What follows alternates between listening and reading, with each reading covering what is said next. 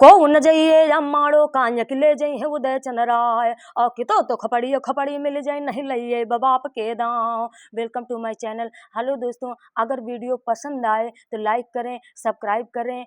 और आज के वीडियो में बताएंगे कि जब आल्हा ने माड़ोगढ़ जाने से इनकार कर दिया तो ऊदल ने क्या किया। ऊदल ने तलवार निकाली और कहा कि हम माड़ोगढ़ अकेले ही जाएंगे और माड़ोगढ़ से जीत हासिल करके आएंगे। जब इतनी बात सुनी तो मलखान ने कहा कि ऊदल, हमारे पिता को भी करिंगा ने मारा है, इसलिए हम भी माड़ोगढ़ चलेंगे।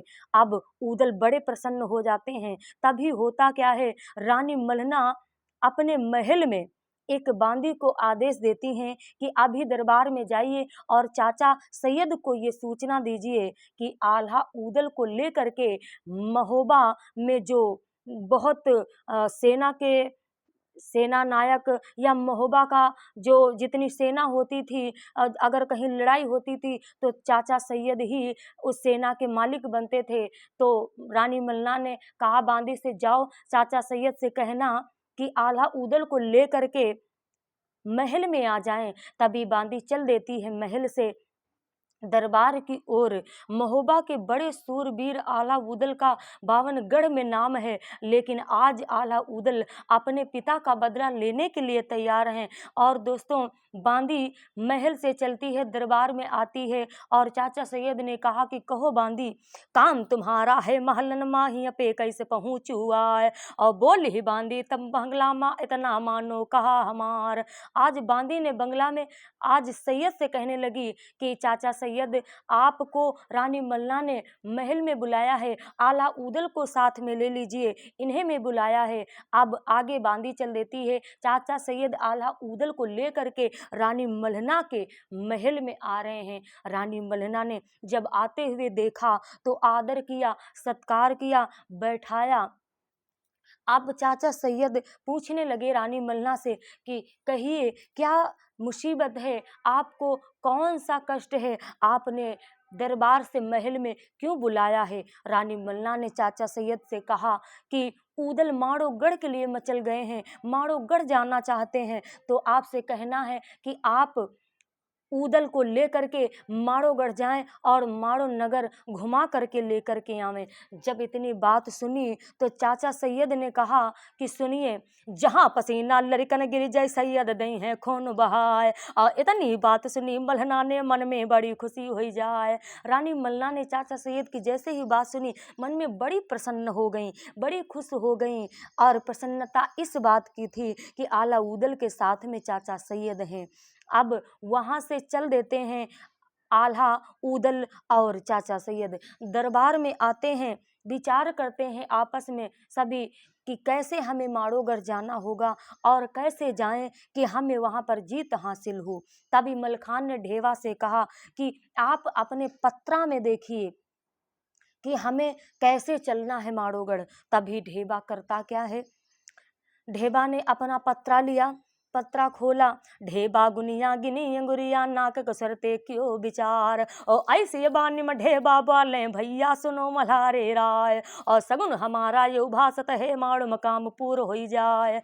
बोले कि हमारा सगुन तो यही कहता है कि माड़ोगढ़ में काम पूरा हो जाएगा, लेकिन उसके लिए आपको एक काम करना होगा। कौन सा काम करना होगा, मलखान ने कहा।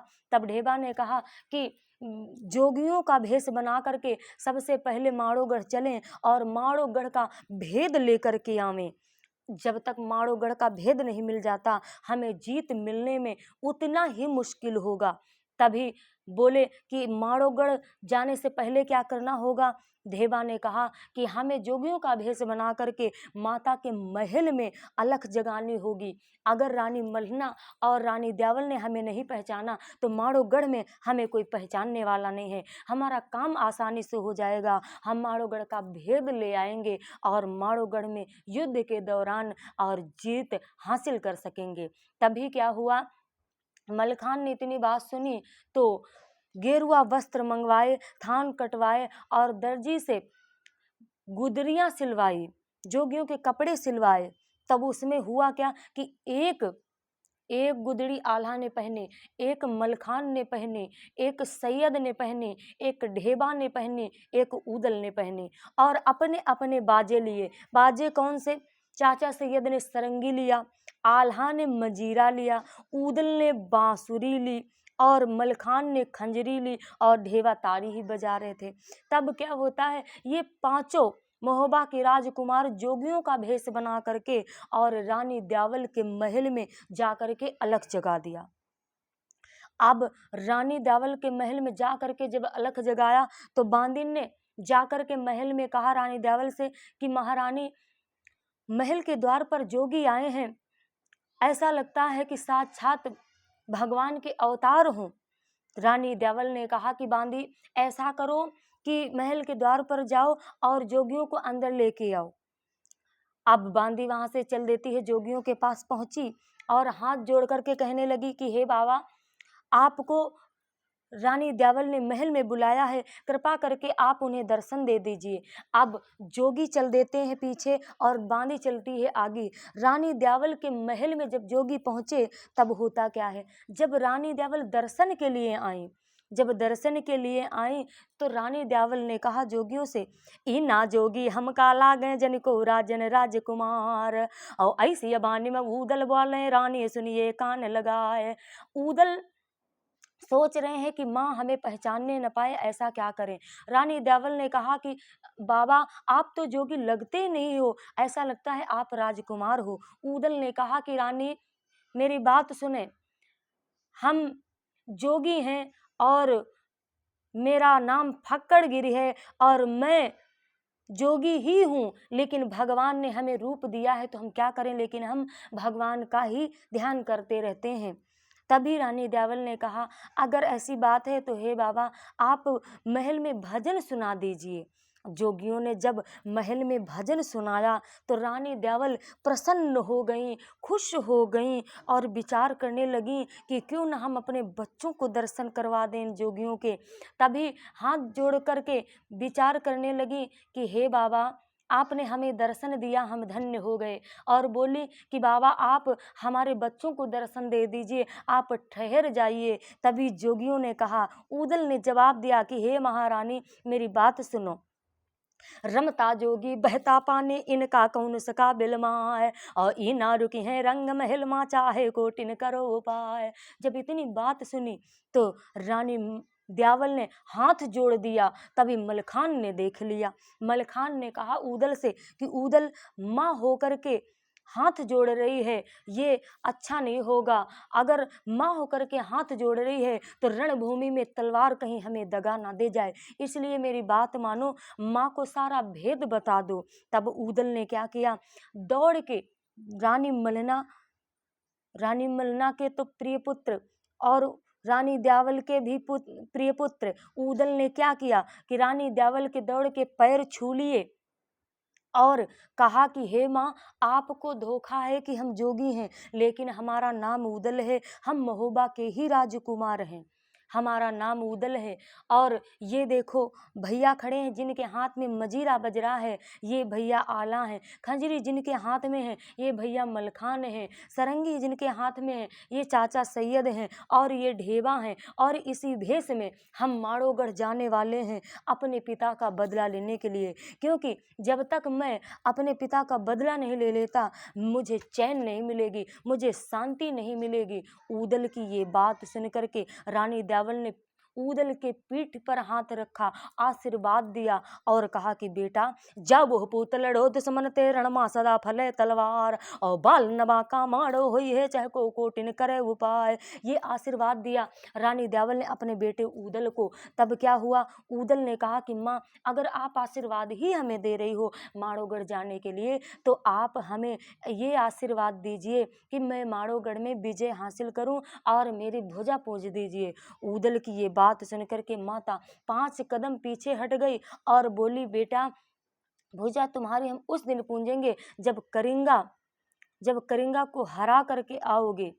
कहने लगी, भुजा तुम्हारी वही दिन पूंजे खपड़ी जब देखई हो लाए। तब क्या हुआ, बड़ी खुश होकर के रानी ब्यावल ने कहा कि हम तुम्हें आशीर्वाद तो दे रहे हैं लेकिन भुजा उस दिन पूंजेंगे जब हमारे दुश्मन का सिर काट करके मुझे दिखाओगे। ऊदल ने कहा ऐसी बात है तो माँ मेरी बात सुनो, 8 महीना की मोहलत दे दीजिए, मैं माड़ोगढ़ से विजय हासिल करके अवश्य आऊँगा। ऊदल ने कहा कि मैं अगर करेंगा से बदला नहीं ले लिया तो ऊदल मेरा नाम नहीं है। माता ने कहा बेटा अगर ऐसी बात है तो तुम्हारे साथ में माड़ोगढ़ हम भी चलेंगे, कि तुम युद्ध भूमि में कैसे युद्ध करोगे हम अपनी आंखों से देखेंगे। ऊदल ने ये बात सुनी, रानी देवल का डोला तैयार हो गया। अब ऊदल सभी जोगी वहां से चल देते हैं। अब रानी मलना के महल में अलग जगाते हैं। रानी मलना जब दर्शन के लिए आती हैं तो सोच रही हैं कि ये जोगी तो लग नहीं रहे हैं, ऐसा लगता है कि ये राजकुमार हैं। कहने लगी कि हे बाबा आप तो हमें जोगी नहीं लगते, ऐसा लगता है आप किसी राजा के सुंदर राजकुमार हो। ऊदल ने कहा कि हे महारानी मैं राजकुमार नहीं, मैं जोगी हूँ। तभी रानी मलना ने कहा कि आप हमें भजन सुना दीजिए। जोगियों ने भजन सुनाया और रानी मलना खुश हो गई। रानी मलना अपने महोबा के राजकुमारों को, अपने आला ऊदल को पहचान न सकी।